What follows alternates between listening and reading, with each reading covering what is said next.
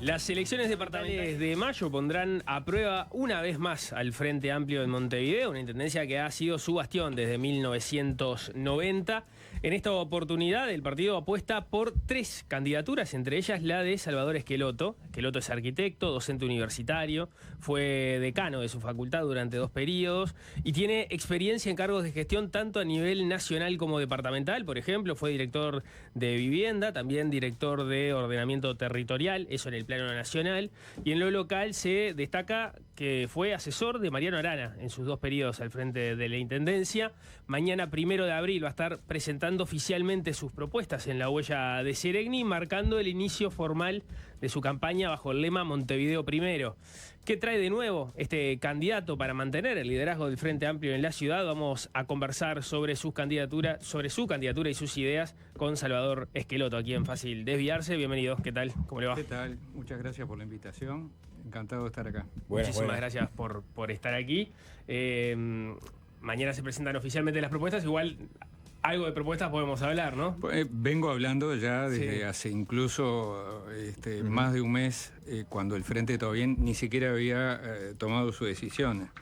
Pero algunas cosas me las voy a reservar para anunciarlas mañana, porque, bueno, era el objetivo generar algo de novedad. Sí, porque seguro que los 6 proyectos urbanos para transformar la ciudad son uno de los highlights que va a presentar Esqueloto mañana. Exacto. ¿Uno de los 6 nos puede dar, por lo menos? Bueno, hay cosas que están absolutamente fuera de discusión y creo que está bueno que incluso más de una candidatura y más de un partido se refieran a ello. Por ejemplo, el futuro del sector, digamos, urbano, no solamente del predio donde estuvo la estación central de pasajeros, ¿no? Creo que esta es una deuda de la ciudad que tiene décadas y que, bueno, hay condiciones como para empezar a saldarla. Pero hay una discusión jurídica, si quieres. Es una historia que surge a fines de la década del 90 con el Plan Fénix impulsado por Julio María Sanguinetti.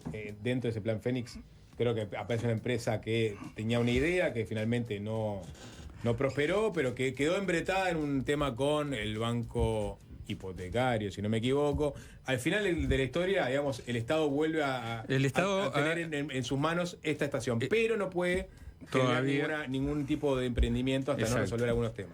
Bien, quedan todavía algunos pasos desde el punto de vista judicial, pero el Estado viene ganando consistentemente todas las instancias judiciales. Incluso no tengo claro ahora, en el último periodo, quién patrocinó desde el punto de vista jurídico, pero uno de los principales juristas que apoyaban la posición del Estado era Juan Andrés Ramírez, y se venía ganando cada instancia, hasta incluso que la posesión fue entregada. No se puede disponer del bien, pero estamos muy cerca de ello. O sea que creo que es una buena oportunidad. No se conoce que, como consecuencia de esa historia que se originó con el Banco Hipotecario del Uruguay, porque era el que promovía en aquel momento el Plan Fénix, la propiedad es del Ministerio de Vivienda.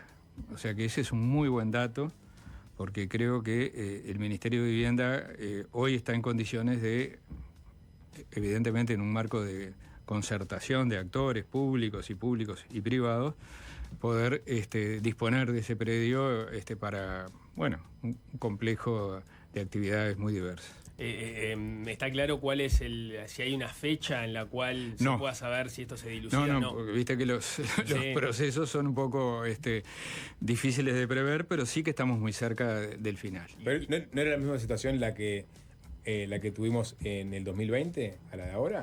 ¿O hubo alguna instancia posterior? Tengo entendido que hubo una instancia en 2021. Sí.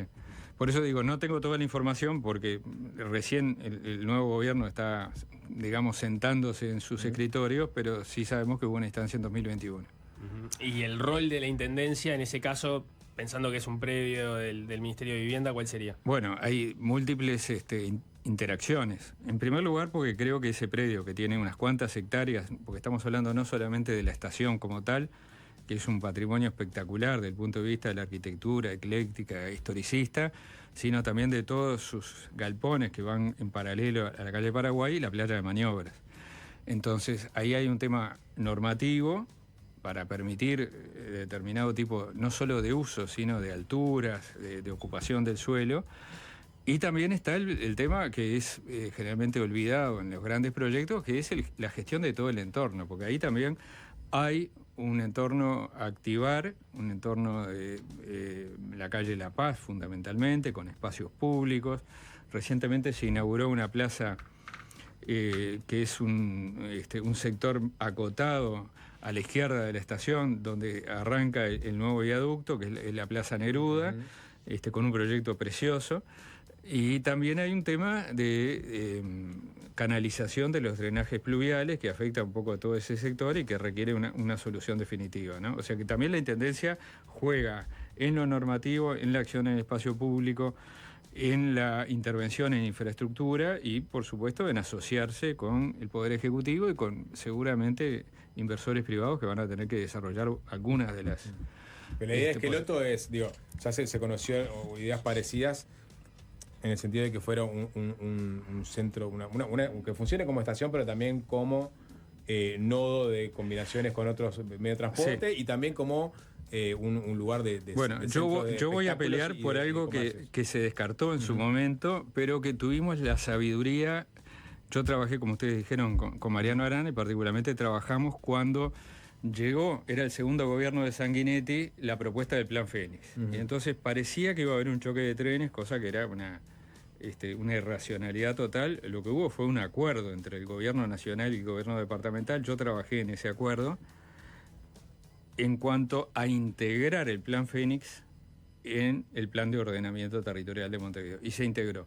Y una de las condicionalidades que se le puso al Plan Fénix es que si bien se hizo una nueva estación de pasajeros chica que todavía existe, ¿no?, que se usó durante algún tiempo, se mantuviera la servidumbre de vía, es decir, que el tren de pasajeros pudiera llegar hasta la estación. Y esa servidumbre existe. O sea que si volvemos a tener un servicio de tren de pasajeros, puede llegar a la estación, y yo creo que tiene que llegar a la estación central, no detenerse 800 metros más al norte, que es un problema para incluso el acceso al área central de Montevideo. O sea que digamos, el ferrocarril central, la vía central... podría llegar perfectamente a la antigua estación. Y ahí, porque eso es una de las cosas que está diciendo, bueno, no solamente va a traer la carga de UPM, sino es que traiga cargas de otros emprendimientos, otras producciones, sí, incluyendo carga de pasajeros. Sí. ¿Es viable económicamente en este momento? Bueno, hay que hacer estudios, obviamente, pero siempre estuvo en el proyecto del ferrocarril central. Yo también puedo decir que trabajé en todo lo que fue el análisis del impacto de UPM en el territorio. No estamos hablando, yo en ese momento estaba en la Dirección de Vivienda, trabajamos junto a la Oficina de Planeamiento y Presupuesto, con el Ministerio de Transporte, con el Ministerio de Economía, el Ministerio de Vivienda, y siempre en el proyecto del ferrocarril central estuvo presente que iba a haber un servicio de pasajeros. Probablemente sea un operador privado, evidentemente hay que poner nuevo material rodante, pero las estaciones están. Falta esta justamente variante, que es decir, el tren cuando llega a Montevideo no se va a detener 800 metros al norte, sino eventualmente podría llegar a la vieja estación, con mucho menos necesidad, porque no necesita una playa de maniobras, o sea que la playa de maniobras puede usarse para otros fines, pero sí tener su vía para poder llegar. Y eso lo está manejando la actual ministra Lucía Echeverri. Dentro de su propuesta de transporte metropolitano, no solamente están los ejes troncales de Avenida Italia o de 8 de octubre y Camino Maldonado, sino también el eje norte-sur, que es una posibilidad de multimodalidad, ¿no?, con transporte rodado por la red vial o por transporte de ferrocarril. En este caso, la propuesta, y esto que veníamos hablando, se parece mucho a de lo que también habló Virginia Cáceres. Tiene puntos de contacto. Yo, por lo que he podido ver de la propuesta de Virginia Cáceres, ella en realidad manejó un proyecto, porque ya hubo, por lo menos que yo sepa, 2 llamados a ideas. Uno que lo hizo en el primer gobierno de Tabaré Vázquez, el Ministerio de Vivienda, que fue un llamado, yo creo que fue el más serio de todos, porque tenía una cantidad de requisitos, pero que se vio truncado justamente por esta situación del contencioso judicial. Estamos hablando de 2006, 2007. Y después tuvimos un llamado un poco más liviano, por así llamarlo, que realizó el Ministerio de Transporte al final del gobierno de Tabaré, el segundo gobierno. Yo recuerdo, incluso estuve en el tribunal evaluador de las propuestas, pero era un llamado a ideas que se le dejó al gobierno entrante. O sea, se evaluaron las propuestas, creo que recibimos 8 propuestas, y esas quedaron en manos del gobierno entrante, no sé qué pasó. Capaz que ahora seguimos por la parte de la transformación en la movilidad, pero llegaste a mencionar el tema de el no sé, la expresión, desagote del agua en esa zona. Estamos hablando de la zona de La Paz, que cuando llueve mucho en poco tiempo lo vemos inundado con los problemas que eso supone. ¿Hay una inversión a realizar ahí? Hay ¿Cómo una inversión, es el proyecto y hay en un qué tiempo se proyecto. maneja? Bueno, hay que tomar la decisión de hacerlo, ¿no? Porque uno siempre tiene que balancear las capacidades de inversión que tiene, las prioridades y cómo resolverlas. Yo les contaba lo de la Plaza Neruda. La Plaza Neruda tiene una solución parcial para este problema, que es lo que se llama un estanque o laguna de laminación. Es decir, el agua que se junta en una parte de ese bajo llega a la plaza, hay como una suerte de gran bandeja o batea abierta, se concentra el agua ahí y luego se tira nuevamente a la red de colectores. Esta solución es la misma que tienen varios puntos de la ciudad de Montevideo, donde están, por ejemplo, en la estación Goes hay un depósito enterrado, también en el Diamantis Plaza, en el buceo también, y hay más que son, depósitos que juntan el agua en un evento extremo, disminuyen la presión sobre la red de colectores y las van liberando gradualmente.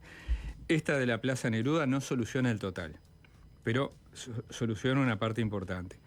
También es importante, porque esto es una cuenca que recibe en el punto más bajo, que es la calle La Paz, es la cuenca de un arroyo. Hay un estudio muy lindo del arquitecto Américo Rocco, Nino Rocco, que publicó la Junta Departamental sobre este arroyo que se llama Arroyo de las Canarias o Miguelete Chico, que tiene sus fuentes o su origen más o menos en la Plaza Oribe, donde está el Banco Hipotecario, que luego va por la calle Galicia y La Paz y que desembocaba en lo que hoy es el puerto de Montevideo, cerca del dique D. Esto es lo que genera esta inundación. Entonces, lo que tenemos que hacer es un nuevo colector. Finalmente, esa es la inversión, es un nuevo colector que es muy importante, es una obra compleja, hay que atravesar el recinto portuario, pero es posible. ¿Un nuevo colector?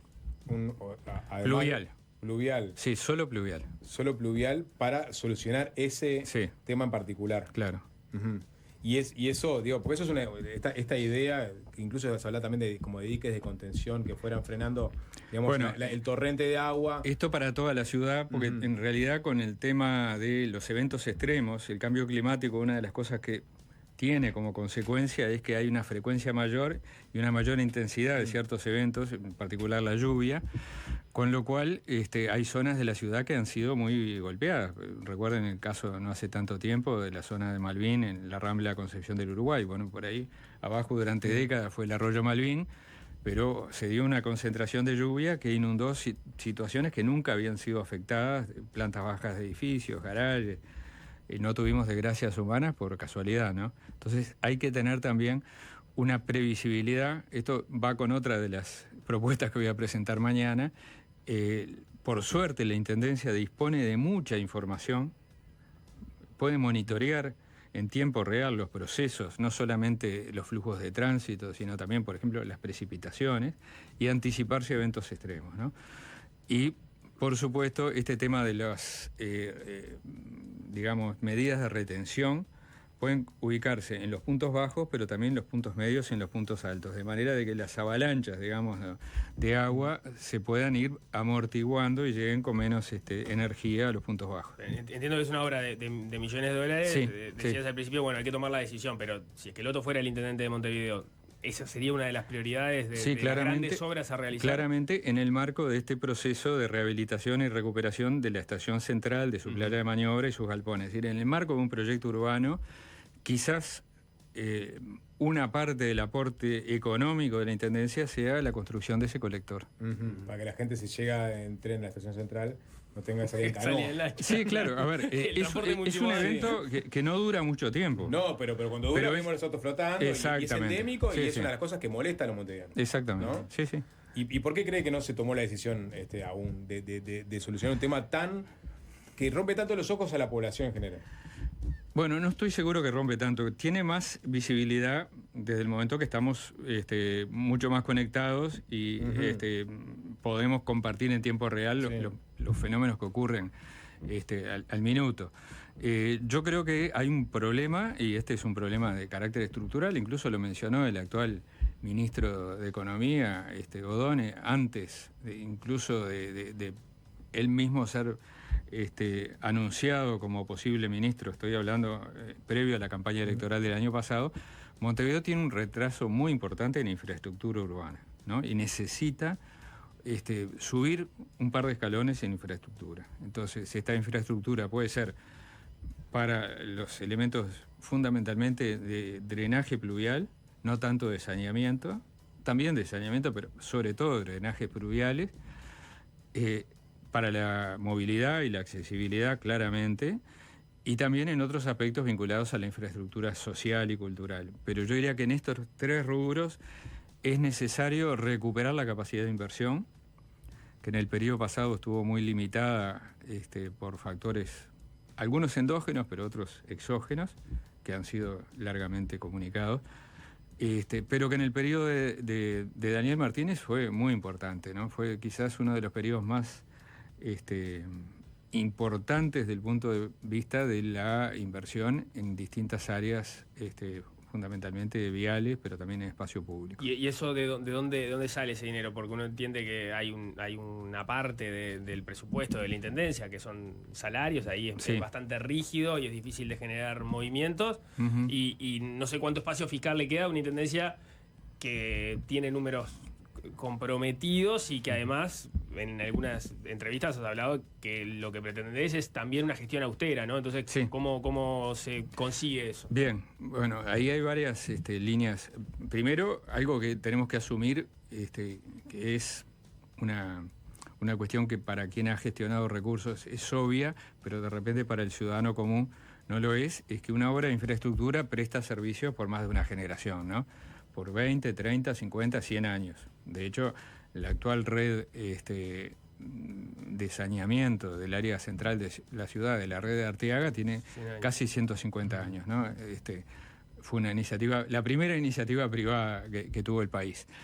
Pero más allá de eso, que es histórico, que es anecdótico, tenemos los planes de saneamiento urbano que comenzaron en la última etapa de la dictadura, siguieron por el primer gobierno democrático del doctor Aquiles Lanza del Partido Colorado, y con Tabaré, Mariano y los siguientes gobiernos tuvieron una continuidad, es decir, vamos por el plan de saneamiento 6.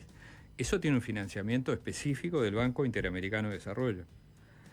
Y la Intendencia es uno de los clientes del Banco Interamericano de Desarrollo que tiene mejor validación dentro del Uruguay, o sea, siempre ha cumplido sus compromisos de pago con, obviamente, la amortización de las cuotas que implican capital e interés, y que le ha permitido ir revalidando cada vez que un plan está a punto de ser culminada su ejecución, ya está negociado el plan siguiente.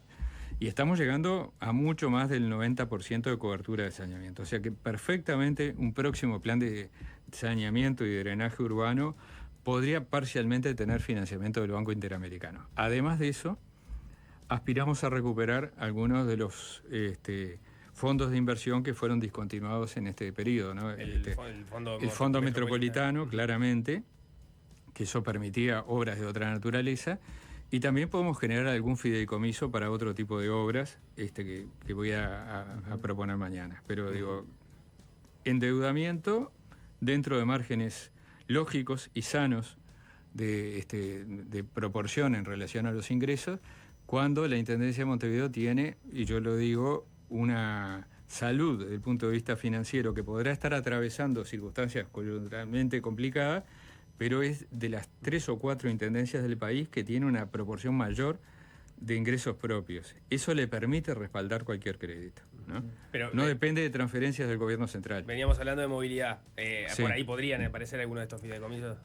Bueno, en realidad en movilidad la gran apuesta es una inversión que va a tener que también estar respaldada por un fideicomiso, pero de una conjunción de instituciones públicas de primer y segundo nivel, es decir, del Poder Ejecutivo, primer nivel de gobierno, y de las intendencias departamentales, segundo nivel de gobierno.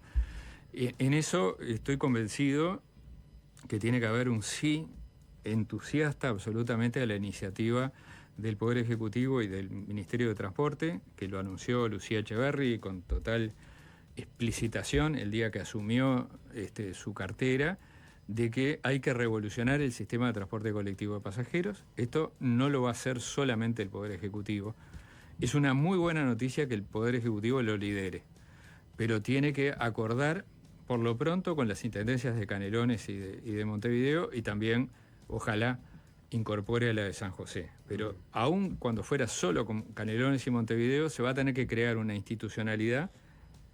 Y cuando digo crear institucionalidad no es ni burocracia, ni sueldos, ni plata. Es decir, acordar entre ambos niveles de gobierno, entre las tres instituciones, un sistema de gestión que unifique lo que hasta ahora está separado, que es que por un lado tengo el transporte interdepartamental, por otro tengo el de media distancia, el que llaman suburbano, que está mal dicho, pero tiene ese nombre, y los sistemas departamentales en un único sistema de gestión que implica hacer obras. Esas obras van a tener que hacerse contra flujos de fondos a futuro, pero que serán operados por empresas del transporte colectivo.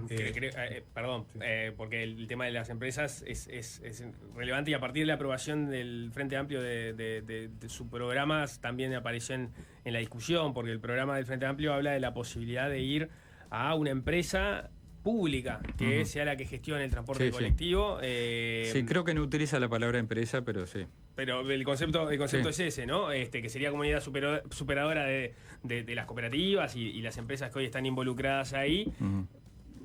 Desde lo público, ¿cuál es tu visión a propósito de eso? Porque el programa tampoco es concluyente, habla de avanzar hacia, ¿no? Yo creo que es la sabiduría que tiene el Frente Amplio cuando escribe y aprueba sus programas, que en este caso fue aprobado por unanimidad. Yo estaba en la reunión donde esto se aprobó. Previo a esa reunión hubo un trabajo muy intenso, porque hubo que integrar no me acuerdo exactamente, entre 300 y 400 adendas y modificaciones al borrador que había circulado, lo cual no fue nada fácil, pero se le puso una condicionalidad: evaluar la posibilidad y estudiar la posibilidad de un sistema de este tipo.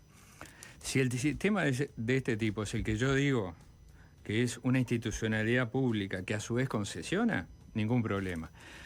Si el sistema sería, yo contrato directamente a través de trabajadores públicos y gestiono con una flota que es propiedad de la Intendencia de Montevideo, yo digo, esto me parece que no tiene ningún asidero, no es esa la idea. Evaluaremos lo que haya que evaluar, pero no voy por ese lado. Porque ahí parte de la discusión tiene que ver, por lo pronto ha estado puesto arriba de la mesa por Ceres, donde aparecen contempladas todas estas cosas, ¿no? Los repagos a futuro con los flujos. Ceres no, Simbe. Simbe. El tema de la gobernanza, las obras de infraestructura y la eventualidad de un operador que, si no recuerdo mal, en el caso de Simbe es, una nueva alianza entre las empresas que ya están vinculadas en el transporte, para que no pierdan su porción de negocio y de alguna forma neutralizar un actor que podría ser incómodo para una idea de esas y quedan fuera de juego. No solo neutralizar, yo creo que es involucrar activamente. Las empresas de las cooperativas están interesadas en este proyecto. O sea que no es solo un problema de no tener un conflicto, sino que es sumarlos. Y también esto implica sumar a los trabajadores, porque son puestos de trabajo, son lugares, digamos, de desempeño, digamos, de funciones que son esenciales para la sociedad, y que, no podemos prescindir ni de esas empresas ni de esos trabajadores. Ya que agarró Nico el tema del trabajo de Simbe, de Gonzalo Márquez, pregunto a Esqueloto si piensa incorporarlo a su eventual plataforma. Había algunas ideas que pasa, que eran dos líneas, una que venía del Pinar y otra de Zona América, que confluían en una zona subterránea en Tres Cruces. Es decir, una gran obra de infraestructura en Tres Cruces. ¿Comparte ese concepto? Tiene más... Tenía muchas más cosas. No, tiene más... es decir, hay varios... En esa versión del proyecto hay varios cruces que se dan a desnivel.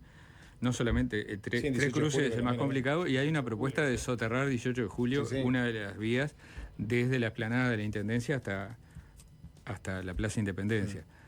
A mí el proyecto, desde el punto de vista de la imagen urbana, me encanta, pero hay que evaluarlo muy bien, ¿no? Porque eso, primero, es un monto de inversión muy grande, En segundo lugar, genera interferencias con el funcionamiento, porque uno tiene que pensar la operación una vez que está toda la obra realizada, que eso puede ser perfecto, pero tengo que pensar en mientras tanto, ¿no? ¿En qué etapas voy a hacer esa obra?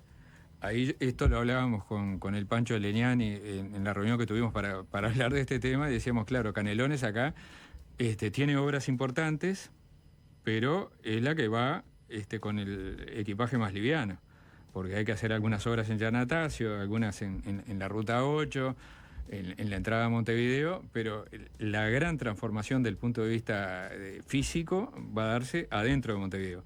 Y también los grandes malos humores, ¿no? Porque un comerciante que tenga una trinchera frente a su vidriera durante 1 año, 2 años, bueno, tiene que tener una espalda para poder soportar eso, o los desvíos de los ómnibus que mientras se hacen las obras van a tener que circular por otro lado.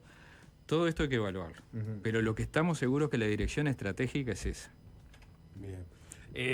Montevideo primero es el lema de campaña. Creo, no me acuerdo si lo llegamos a conversar en otra oportunidad, pero a mí siempre me sonó Montevideo primero como un ejercicio de autocrítica respecto a cómo se manejó el Frente Amplio en los últimos años, donde Daniel Martínez había querido ser candidato a la presidencia, un plenario se lo impidió y luego terminó siendo candidato a la intendencia.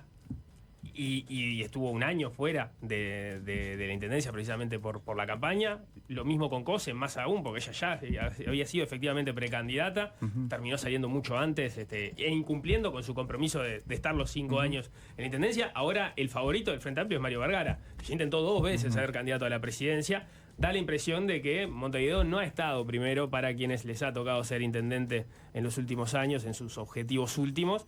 ¿Viene por ahí ese Montevideo primero de Esqueloto? Algo de razón tenés. Yo te diría, yo no voy a poner ni el foco ni el centro de mi argumentación de Montevideo primero en personas concretas y en episodios concretos. Sí creo que hay una autocrítica que nos debemos como Frente Amplio en un sentido más profundo, más allá de las anécdotas o de los episodios que puedan haberse dado en ciertos periodos electorales. Yo creo que Montevideo siempre necesitó y sigue necesitando un elenco de gobierno y un liderazgo que esté centrado en los problemas de la ciudad y del departamento, ¿no?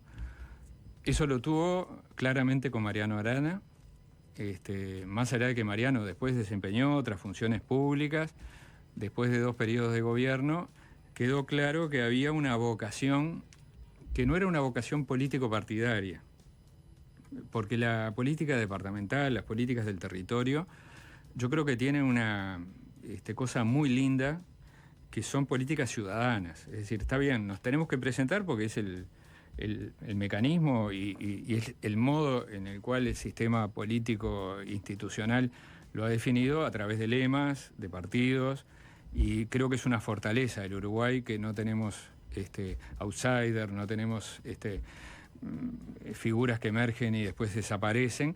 Está bueno que se asienten en un sistema de partidos, pero son propuestas muy ciudadanas y creo que últimamente podemos haber perdido algo de esa propuesta ciudadana que apele más a la solución de problemas de convivencia, problemas de interacción, que como el tema de la limpieza, como el tema de la movilidad o como el tema que ustedes elijan, no tienen necesariamente un color político, ¿no? Sino que probablemente si uno consulta a la población hay consensos importantes en personas que votan partidos diferentes, y si consulta las propuestas políticas de los programas, en algunas cosas no van a diferir demasiado. Entonces creo que para el Frente es muy importante volver a poner Montevideo primero. Y eso es lo que yo quiero hacer. Yo no tengo aspiraciones, no me presenté ni a senador, ni a diputado, ni a edil. No tengo otro proyecto que ser el intendente de Montevideo. Y bueno, me parece que eso puede ser un diferencial. Decir, bueno, este es mi proyecto, esto es lo que yo quiero. Estuve 40 años dedicado a trabajar por la ciudad desde distintos lugares, ¿no? Desde mi actividad privada, desde la actividad académica, la investigación, la enseñanza, la extensión universitaria, desde el gobierno nacional y también en la intendencia en diferentes momentos. Yo desde el año 89, que trabajé en el programa del Frente para Montevideo y luego acompañé a Tabaré como su tercer suplente, estoy vinculado a la gestión de Montevideo. En estos últimos 15 años no tuve responsabilidades. O sea, desde el año 2010 no tengo responsabilidad en acciones concretas, pero nunca me desconecté de los temas de la ciudad de Montevideo. Me he estado actualizando, estoy ahora en esta campaña aprendiendo los kilos, porque estoy recorriendo toda la ciudad, todos los barrios, hablando con organizaciones, con entidades, con empresas, con colectivos, y la verdad que es una actividad súper estimulante, me energiza desde el punto de vista de las posibilidades de intervenir en esta ciudad, ¿no? Y me parece que es una linda oportunidad. Pero sí, uno entiende que es sincero lo que dice Esqueloto, ¿no? O sea, realmente se apasiona por la ciudad, Sí. lo moviliza a la ciudad y también en algún momento lo enervará a la ciudad y eventualmente las gestiones que no pudieron hacerle frente a algunos temas que están ahí, que vuelvo al término rompe los ojos, porque Sí. hay muchos temas que son endémicos. Y Esqueloto tiene sus propuestas vinculadas, por ejemplo, a las veredas, ¿no? Ujú, sí. A la construcción de veredas. Obviamente la basura, ya no vamos a meter con el tema de la basura, que es como la vedette de cada una de las campañas, pero Ujú. a veces quedan relegados otros temas, ¿no? Del 89 al 2025, ¿no? ¿Hubo algún plan o alguna política que se acercara al ideal de, por ejemplo, de refacción de veredas y que todos los ciudadanos de Montevideo tuvieran una vereda? Porque hay muchas partes de Montevideo que no tienen vereda. En ese tema no. No. Ese es un debe, claramente. Porque si tú me preguntás por la limpieza, Ujú. yo soy bastante memorioso, entonces puedo decir, sí, el tema de la limpieza es mentira que no se resolvió en 35 años. Ahora vamos a la limpieza, por eso. No, pero sí. a ver, Sí, se sí. resolvió una vez, se desarregló, se resolvió otra vez, se desarregló, y ahora el sistema actual ya no resiste más. Pero esto lo decimos todos, no lo digo yo solo. Pero en distintos momentos la ciudad adoptó sistemas para atender ese problema. En cambio, en el caso de las veredas, no.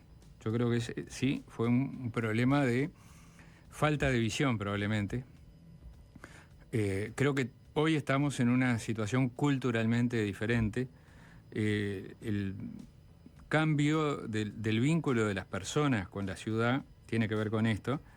Yo estoy muy preocupado por justamente cuando tú hablabas, bueno, de los problemas endémicos, ¿no? Yo creo que un problema endémico es cierta ajenidad que tenemos con respecto a la ciudad, ¿no? Nosotros creemos que de la puerta para adentro es nuestra casa, o de la reja, o del portón, o lo que tú digas, y de la puerta para afuera es de nadie, no es de todos, es de nadie. Entonces, esa ajenidad implica que yo ni me ocupo de arreglar mi propia vereda, ni me preocupo de barrerla, ni de cortar los yuyos, pero también que puedo depositar al lado del contenedor las cosas que no van en el contenedor, las podas, los escombros, los muebles, los electrodomésticos, las cosas más increíbles. Y también que no me ocupo de mantener, porque en realidad hay un bajón general, uno lo ve, ¿no? Se habla mucho de los grafites, eso quizás sea lo más visualmente chocante, pero hay un bajón general del cuidado de la ciudad, tanto de lo público como de lo privado. Entonces creo que ahí hay un esfuerzo cultural por recuperar la ciudad para el uso de la gente, la estima de la gente, y tiene mucho que ver también con las veredas, porque la calle no tiene que ser un lugar ni para depositar vehículos que estén toneladas de metal y plástico estacionados durante horas ahí ocupando el espacio público o circular los vehículos, sino también para que principalmente circulen e interactúen las personas. Eso lo perdimos en buena medida, ¿no? En parte por los problemas estos que digo, en parte porque las veredas están rotas, están en mal estado, o en parte porque en muchos lugares los barrios más necesitados ni siquiera tienen veredas y todo el mundo anda por el pavimento vehicular, ¿no? ¿Y ahí qué propones, Esqueloto, sintéticamente? Y bueno, lo voy a proponer con mayor detalle mañana, pero es un plan de impacto de construcción de veredas en la periferia y de reconstrucción en las áreas centrales e intermedias, ¿no? Llevados adelante por la Intendencia. Sí, claro, sí. Tenemos que hacer un corte, vamos a hablar de la limpieza al regreso, pero mínimo, porque me queda la duda de cuánto cabe en esta entrevista. Una pregunta sobre el cuidado patrimonial de Montevideo. Bien, bien. Esa prédica, por ejemplo, que lleva adelante Alfredo Guerra durante... Justo ayer fui a ver la película, no había tenido la oportunidad y el domingo de noche se me hizo un hueco y ¡ping! Pude ir a Cinemateca, así que quedé muy bien impresionado por el planteo de Alfredo. ¿Va a haber algo de parte de las propuestas de... Sí. ¿Sí? ¿Qué es lo que se puede hacer? Porque uno piensa que ese tema en realidad está muy por detrás dentro de las prioridades que tiene Montevideo, pero por otro lado... Sí, a mí me parece que eso le preocupa mucho al vecino y a la vecina común. Yo estoy dentro de mi actividad, yo les contaba, reuniéndome con colectivos. Algunos de esos colectivos militan por este tema. Digo, por ejemplo, me reuní con el colectivo Asamblea por la Rambla Sur.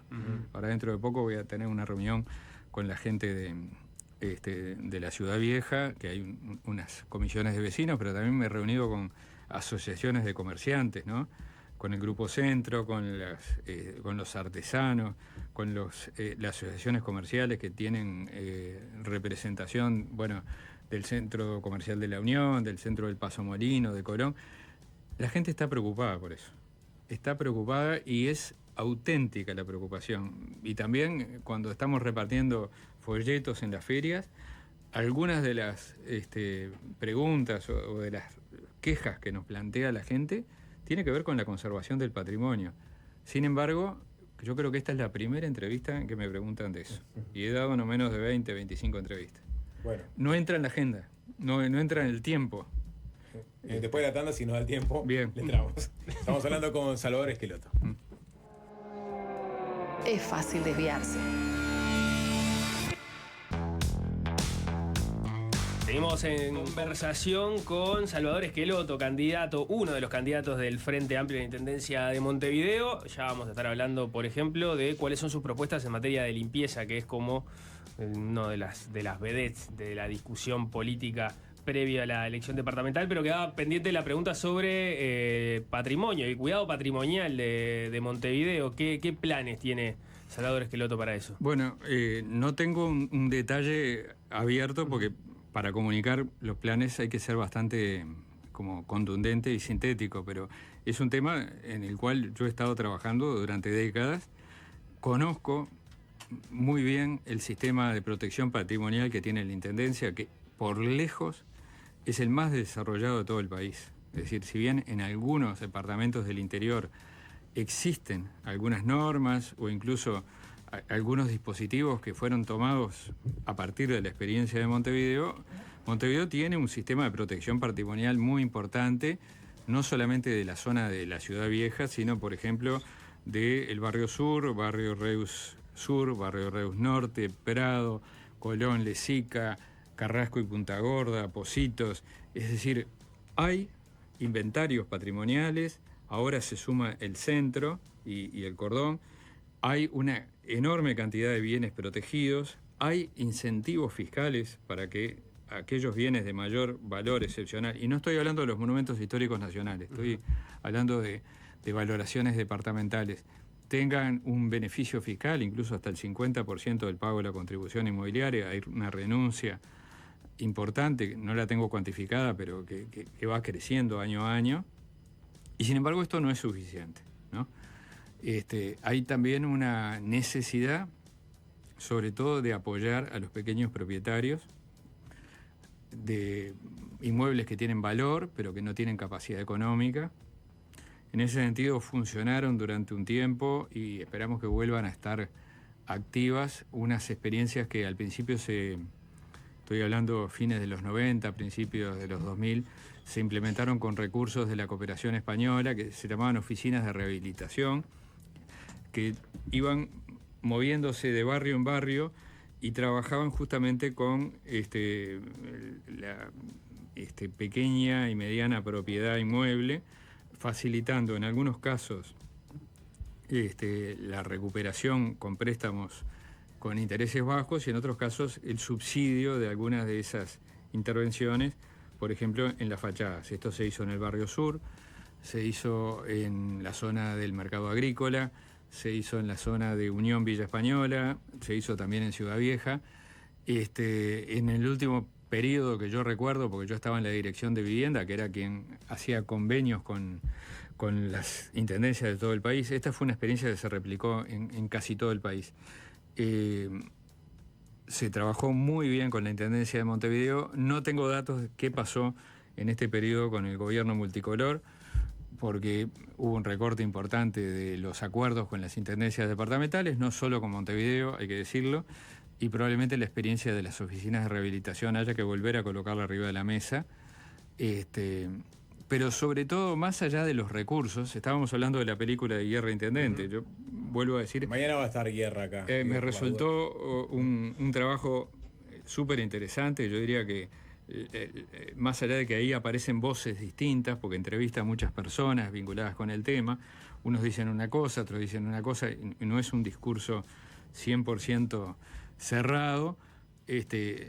Con la posición de Alfredo yo coincido muchísimo, y uno de los temas que coloca es por qué no se destinan recursos o más recursos para este tipo de acciones de conservación o puesta en valor del patrimonio, mientras que para la obra nueva hay una renuncia fiscal importante. Bueno, ahí sí hay una decisión de gobierno al más alto nivel, porque la Intendencia maneja algunos resortes, pero no los grandes impuestos, y habría que ver cómo podemos lograr una mejor articulación para conservar el gran parque construido que tenemos, que es el gran valor de la ciudad.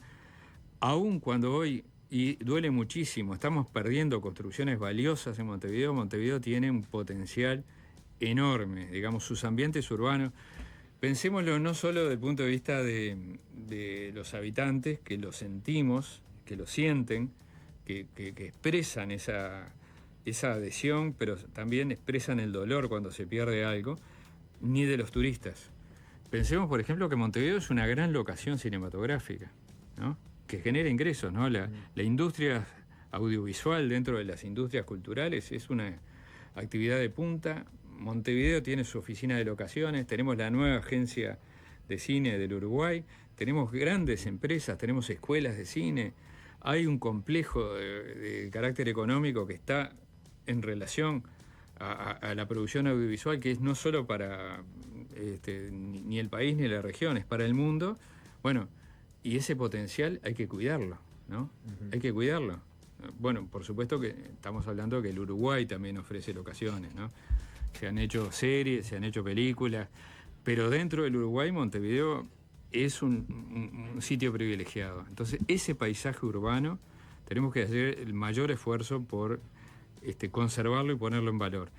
Y particularmente también, capaz que no nos extendemos mucho más, la Intendencia tiene que hacerse cargo de su propio patrimonio, ¿no? Es decir, la Intendencia tiene una importante serie de edificios históricos que son su propiedad, los museos, pongamos el Cabildo, el Museo Blanes, entre otros. Quizás el mantenimiento no haya sido el suficiente.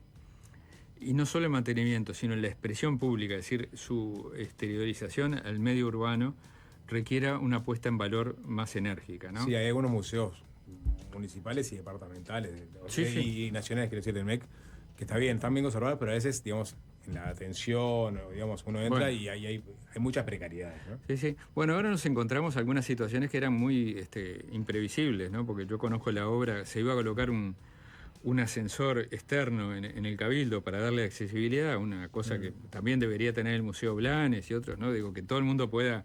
Estamos hablando de que Montevideo tiene, el Uruguay, una población muy envejecida, con muchos adultos mayores, con personas con dificultades para desplazarse, etcétera.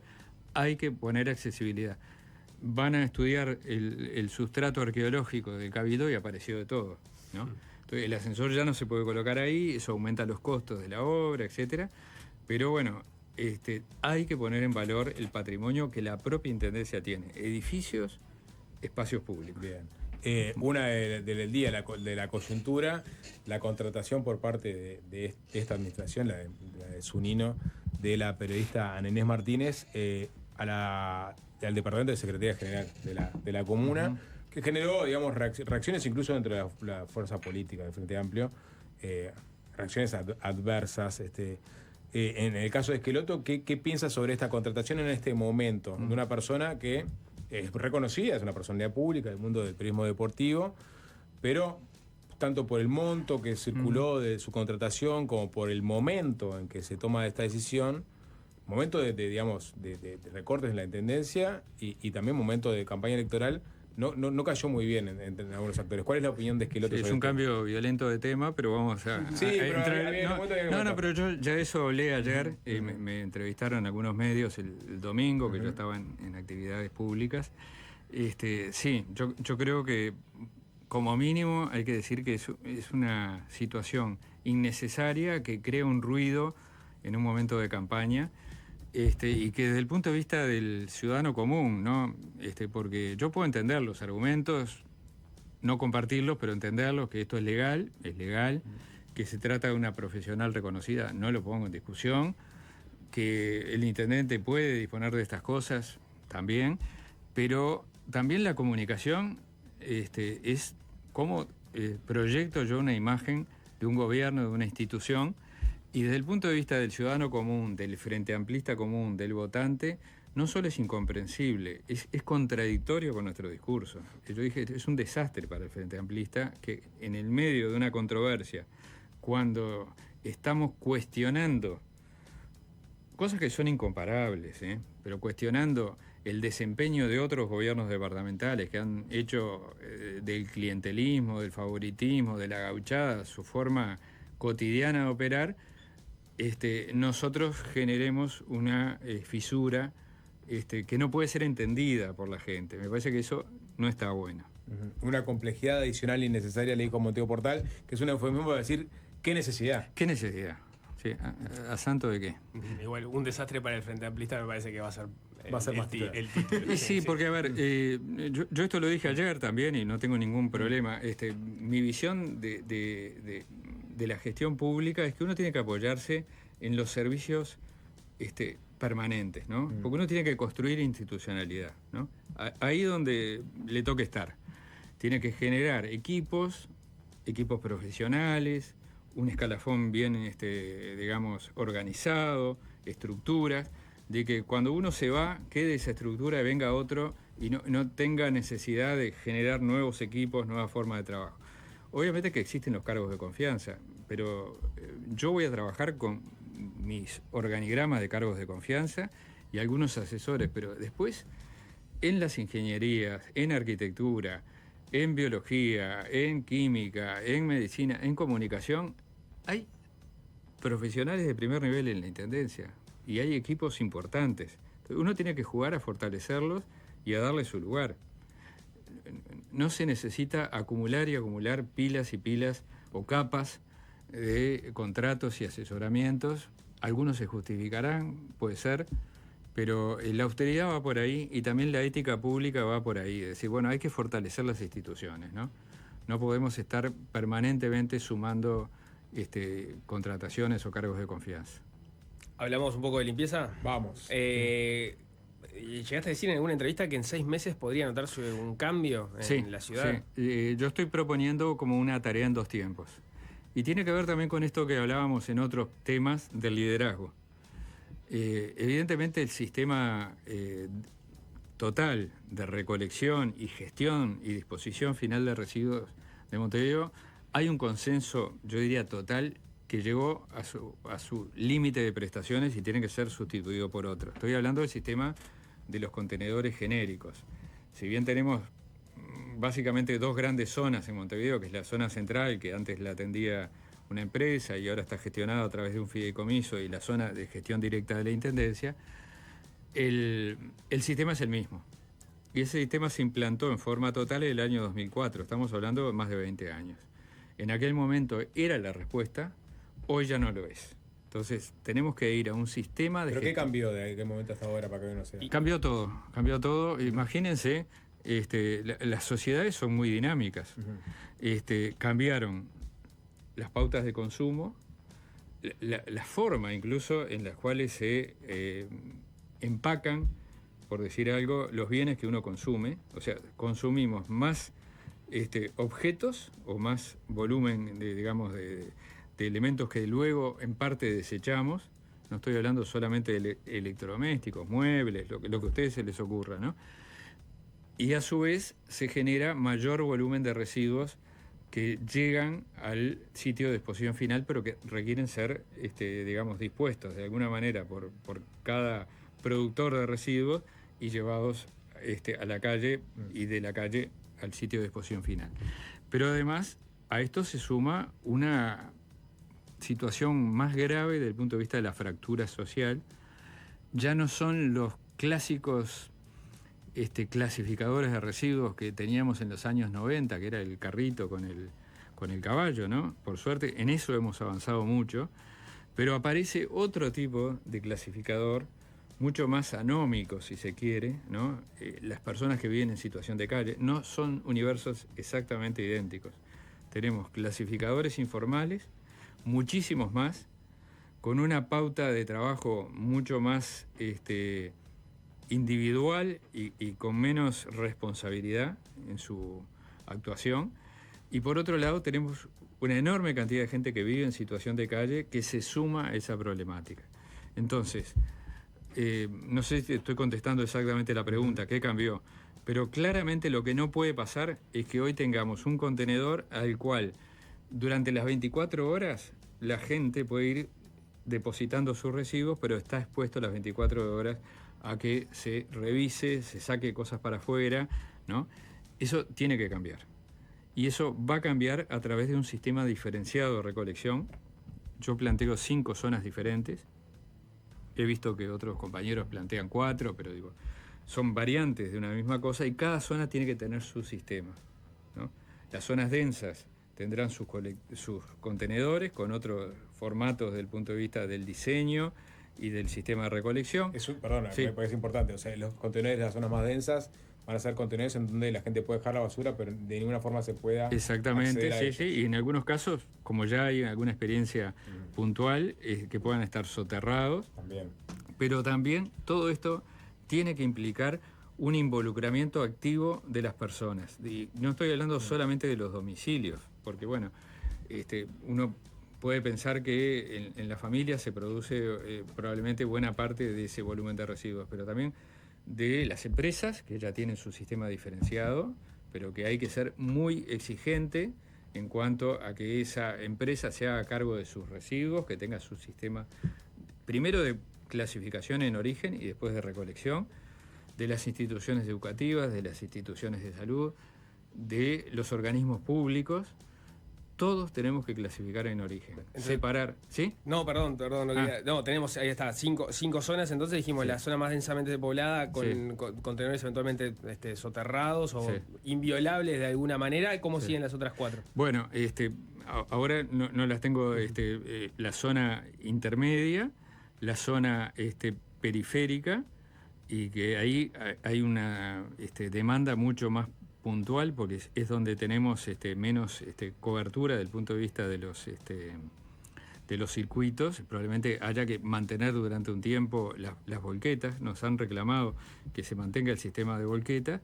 Y después tenemos las zonas de barrio jardín que pueden admitir un sistema similar, y de hecho hay experiencias que se están haciendo ahora mismo, que la Intendencia ha puesto en marcha en algunas zonas acotadas, pero que puede expandirse perfectamente. Estoy hablando de Santiago Vázquez y Pueblo Bayuá, pero pueden expandirse al Paso de la Arena, al Prado Norte, al Prado, a Carrasco Norte, etcétera, donde haya domicilios que tengan sus contenedores interdomiciliarios, incluso diferenciados, uno de mezclados y uno de reciclables, y que haya días y horarios en los cuales yo saco el contenedor a la vereda y después lo ingreso nuevamente al retiro de mi casa, a mi jardín o a lo que sea. Esto está funcionando a la perfección en Canelones, ¿eh? O sea, no es una utopía del primer mundo, ni de Europa, ni de Japón. Estamos hablando de Uruguay, y esto implica un trabajo educativo, un trabajo de cercanía, un contacto con las comunidades y sobre todo un liderazgo. ¿No se pincha cuando empiezan a decir trabajo comunitario, educativo? Sí. Ahí es donde no terminan fallando los... Digo, porque mucha gente dice, Montevideo limpia en 6 meses, hace 35 años que nos están diciendo eso. Lo que dice que en algunos momentos sí se logró, pero bueno, lo cierto es que la percepción de alguna gente es nunca se logra solucionar el tema de la limpieza. Y cuando empieza a aparecer el tema del trabajo con la comunidad, el trabajo educativo, es decir, es un tema cultural, es donde la gente dice no, bueno, acá está la falla, o sea, la gente no cambia. Bueno, yo soy un optimista inveterado, así, biológicamente optimista, como diría alguien. Yo creo que el Uruguay logró cosas que se pensaban que no iban a lograrse, con este mismo tipo de percepción de que hay como un rechazo, hay una militancia activa incluso contra todo tipo de normas. Estoy hablando de las normas de tránsito. Hemos ganado batallas y hemos perdido algunas, pero por ejemplo cuando se implantó el cinturón de seguridad, yo pongo el ejemplo, mis hijas eran chicas, iban a la escuela y ellas recibían la visita de los inspectores de tránsito que iban circulando por todas las escuelas públicas y privadas, y eran los niños y las niñas que a sus padres de alguna manera los educaban para poder cumplir una norma tan básica, ahora la entendemos, como es tener el cinturón de seguridad. Yo diría que con el casco para los motociclistas tenemos batallas ganadas y batallas perdidas, pero hay que volver a insistir con ese tipo de cosas. Pero con el cigarrillo, bueno, ahí hubo un liderazgo, claramente, de la Presidencia de la República, y se dudó mucho de que se podía perder la batalla de no fumar en los lugares públicos, ¿no? Cerrados y abiertos. Y yo creo que la sociedad ganó ese terreno, la ganamos. No sin dificultades, ¿no? Entonces, una batalla por la limpieza, yo creo que tiene perspectivas de ser obtenida, ¿no? Los resultados. Me quedé pensando en esto en esta historia de, bueno, Montevideo ha resuelto los problemas con la basura y se han vuelto a generar otros. Entiendo que, por ejemplo, yo eso no lo recuerdo, pero estaba la discusión de los basurales cuando asume Tabaré Vázquez. Yo lo recuerdo perfectamente. Donde se avanzó sobre eso. 300 basurales, en 90 días los levantamos. Y los basurales eran endémicos. Endémicos quiere decir que el basural, la gente sabía, el barrio sabía que en la esquina tal, en una proa, no sé qué, había que ir y tirar todo, poda, escombros, cocinas, muebles, y eso estaba siempre ahí. Siempre. Ahora, la duda que me quedaba es eso ya no existe. Si en el pasado reciente eso se ha dado de esa forma. Los contenedores, mencionaste que arrancaron en el 2004. No, se arrancaron en el 98 y se terminaron de generalizar en 2004 para toda la ciudad. Yo recuerdo que ya en el gobierno de Ehrlich, que es el gobierno siguiente, o sea, asume en 2005, ya el tema de la basura era un tema instalado y se fue profundizando con el correr de los años. O sea, no sé si el sistema en algún momento logró responder a cómo yo creo irían que sí, dándose los yo cambios. creo que logró momentos o periodos de equilibrio, pero creo que quizás si nos hacemos autocrítica, la cosa que no funcionó fue poder anticiparse a los procesos, ¿no? Por eso me parece que es muy importante, y contando hoy con la tecnología que tenemos, con los datos que tenemos, con la inteligencia artificial, poder tener modelos que anticipen situaciones, ¿no? Esto lo decía Guillermo Bonsechi antes de asumir. Esto mismo. Bueno, pero quizás cuando él asumió, todavía la inteligencia artificial no tenía el desarrollo que tiene hoy, ¿no? Pero hay un modelo, por ejemplo, que para mí es... no está explotado al 100%, ¿no? Que es el Centro de Gestión de Movilidad de la Intendencia, no sé si lo conocen, pero es algo como, me parece, de una película de ciencia ficción, ¿no? Que tiene información en tiempo real de lo que está ocurriendo prácticamente en toda la ciudad sobre la movilidad.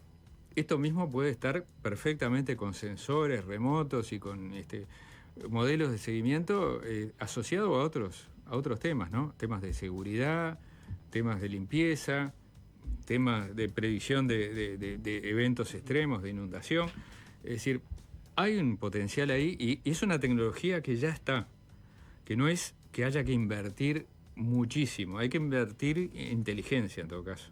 Ahí la duda que me queda es si lo que ha faltado es anticipación, y entiendo perfecto que la tecnología puede dar una mano en eso, o lo que falló fueron que las decisiones de gestión que se tomaron no funcionaron como se esperaban, porque se definía compras de contenedores que tenían determinadas características y después los contenedores no terminaban funcionando como se entendía que debían funcionar, o en determinados momentos faltaban camiones. Bueno, en este periodo llegaron camiones y no estaban bien comprados porque no podían llevar la misma cantidad de gente que requerían para funcionar. Y así hay una serie de historias que se pueden hacer en una cronología de cómo a cada problema se le buscaba una respuesta y la respuesta cuando venía no funcionaba y no cumplía las expectativas. Esto lo ato a dos cosas. La primera es, bueno, si el frente ahí le faltó previsión o gestionó mal el tema.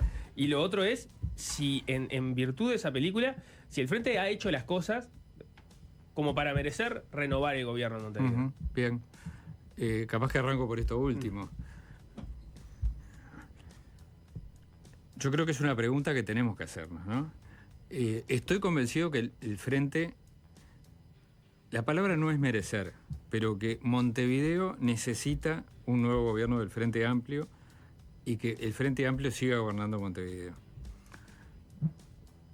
Pero no debe hacerlo por una cuestión de automatismo, ¿no? De inercia. Decir, bueno, en Montevideo somos mayoría, nos colocamos cómodamente en un sillón de ser mayoría. El Frente tuvo una excelente votación en la interna de mayo, sorprendió, porque en las internas anteriores habían sido los partidos blanco y colorado los que habían tenido más movilización. Bueno, esto se debe mucho también al cambio de liderazgo interno del Frente con la aparición de Fernando Pereira, que le dio como un tono a toda la movilización hacia mayo. Luego revalida la mayoría en octubre, la afirma en el 24 de noviembre y todas las encuestas nos están dando con un margen holgado. Entonces creo que esto es un riesgo, ¿no? Porque podemos sentirnos acá con no agitar mucho las aguas, vamos a llegar a la orilla y vamos a ganar. La figura de la heladera. Sí, ahí está. Y a mí esto es lo que más me genera, digamos, malestar. Yo creo que el Frente tiene que ganar porque tiene que traer una propuesta de continuidad de los cambios, es decir, un nuevo ciclo de cambios. No podemos sentarnos arriba de los laureles. Y si nos sentamos arriba de los laureles, es una derrota moral. Es decir, moralmente es inaceptable, ¿no? Decir, dejemos las cosas como está, que venimos bien, y más o menos vamos a seguir como veníamos, ¿no? Sí, tenemos problemas, el problema de la limpieza, el tema de tal cosa, de tal otra, la gente nos va a cobrar, pero yo creo que la gente nos va a cobrar sobre todo desde el punto de vista político, ¿no? Tenemos que ganar con una propuesta que entusiasme, que diga, bueno, acá la ciudad va para este lado. Pero te pregunto, Sí. ¿Mario Vergara está sentado arriba de los laureles? ¿Es que aparece primero en las encuestas? Y es una persona que tenía otros incentivos que no eran la intendencia hasta hace muy poco tiempo. Y ahora emerge como el candidato de la principal fuerza de Frente Amplio y posiblemente quien termine siendo electo. O sea, ¿él proyecta eso? Pregúntenselo a él. No, pero él obviamente va a decir que no. Le pregunto a Cleoto porque dice, la señal que no podemos dar es que estamos sentados en los laureles. Bueno, sí. Seguramente el candidato del Frente Amplio con mayor aceptación va a terminar siendo el intendente. Porque así le demuestran las encuestas y así lo ha demostrado la historia. Todavía no salieron las encuestas de marzo. Está bien, pero el proyecto de Vergara, ¿entendés que es lo suficientemente denso como para mostrarle al Frente Amplista que están en la senda de continuar con los cambios? Mira, hay primero que los énfasis o las líneas prioritarias de cada candidato obviamente son parte de su perfil y de su producción de equipo de campaña. Yo tengo mis equipos programáticos, he trabajado con un número importante de técnicos, de profesionales, de gente que se ha interesado por acercarse a distintas áreas en materia de cultura, en materia de salud, en materia de desarrollo económico, en materia de infraestructura. Mario seguramente ha tenido también, o Verónica. Pero además tenemos un paraguas común que es el programa del Frente Amplio. El programa del Frente Amplio se presenta como un programa innovador, desde el punto de vista del formato y desde el punto de vista del contenido. Está organizado en 5 ejes, pero a partir de ese paraguas o plataforma, como le quiera llamar, yo le estoy cargando propuestas concretas, bajadas a tierra y también provocaciones porque estoy convencido de eso. Luego, Verónica, Mario, sabrán cómo manejarán su campaña. Mi visión y voy a hablar de la mía, no puedo hablar de las otras, hasta por una cuestión de fraternidad con la cual manejo mi conducta. Yo no voy a ir nunca contra un compañero.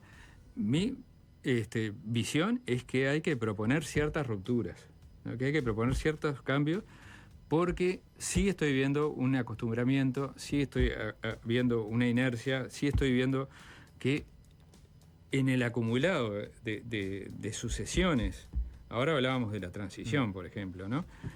Se han perdido reflejos de izquierda, ¿no? Yo me acuerdo de una película famosa de Nanni Moretti, que no sé si se acuerdan, que él estaba mirando un debate político, creo que entre Berlusconi y D'Alema, y en un momento decía, por favor, D'Alema, diga algo de izquierda, ¿no? Bueno, yo quiero decir algo de izquierda, ¿sí? No me quiero quedar en una especie de discurso único sobre la ciudad, ¿no? Bien. Tenemos que cerrar. Sí. Antes, si se anima Esqueloto, ¿podemos ordenar según sus preferencias los gobiernos del Frente Amplio de Montevideo, desde el que le gustó más Uh-huh. hacia el que le gustó menos? Son 7, ¿no? Me ponen en un compromiso. Me ponen en un compromiso. A ver, puedo decir el que me gustó más, claramente. El primer gobierno de Mariano, que yo lo acompañé, obviamente. Yo creo que desde el punto de vista de la épica, el primer gobierno de Tabaré, porque era realmente épico, ¿no? El 2 para Tabaré. Exactamente. ¿El 3? El segundo gobierno de Mariano, yo creo que tuvo una evaluación injusta, ¿no? Porque yo escucho analistas políticos que a veces no profundizan mucho en los datos, pero que construyen sentido común, que dicen, no, el primer gobierno de Mariano sí, el segundo no funcionó. Epa, en el segundo gobierno de Mariano, por ejemplo, se enfrentó la crisis del 2002 y se crearon programas sociales que no existían en el Uruguay. El plan invierno fue el primer plan para situación de calle, cuando había 500 personas en situación de calle en Montevideo, ¿no? Ahora tenemos casi 4.000. Para ver un poco Entonces creo que falta investigación, ¿no? Bien. Yo creo que desde el punto de vista de la infraestructura, del cambio, claramente el de Daniel. El cuarto para Daniel Martínez. ¿Sí?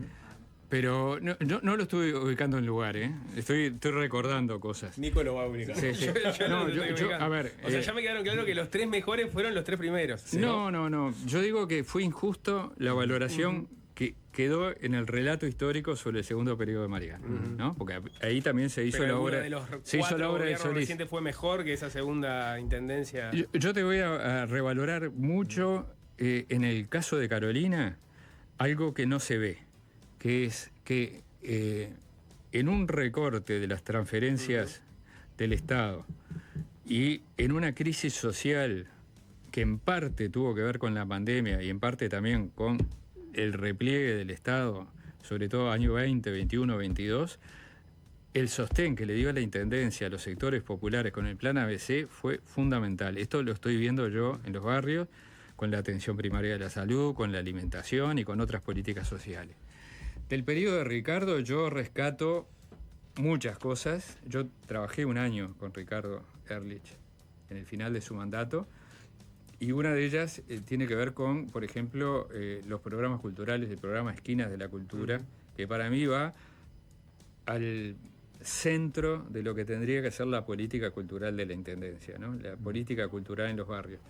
Bueno, de Ana Olivera, su compromiso con la ciudad y con la gente, ella tiene mucho que ver con algunos proyectos emblemáticos, con el Sacude, con la rehabilitación del mercado agrícola de Montevideo, y una persona que era, digamos, de acceso fácil y de contacto con toda la gente. La gente la recuerda con un enorme cariño. Bueno, y de Daniel lo que ya dije, ¿no? Para mí, desde el punto de vista de la infraestructura, a la par de Mariano, o quizás mejor en cuanto a su intervención física en la ciudad. Bueno. O sea que yo rescato de los 7 gobiernos... Según las ponderaciones de Esqueloto. Según variables. Pónganle variables diferentes, ¿no? Bien. Pero, por ejemplo, con Carolina ahora tenemos un tema que tiene que ver con los espacios públicos, claramente el espacio modelo, ¿no? Un espacio totalmente innovador, el Paseo de los Pescadores. Bueno, y Daniel tuvo, creo que la creación de 35 espacios públicos, ¿no? No solo estamos hablando de infraestructura vial o de obras estructurales para la ciudad como San Martín, ¿no? que se hicieron con el Fondo Capital, sino una de las cosas más valoradas en términos de cuando el monitor ciudadano dio muy mal la basura y dio muy mal la movilidad, puso por allá arriba los espacios públicos. Paradoja, ¿no? Bien. Salvador Esqueloto, muchas gracias por tu Bueno, gracias a ustedes por darme la oportunidad de hablar de temas que habitualmente no se hablan, ¿no? Bien. Así que, hasta la vuelta. excelente, gracias.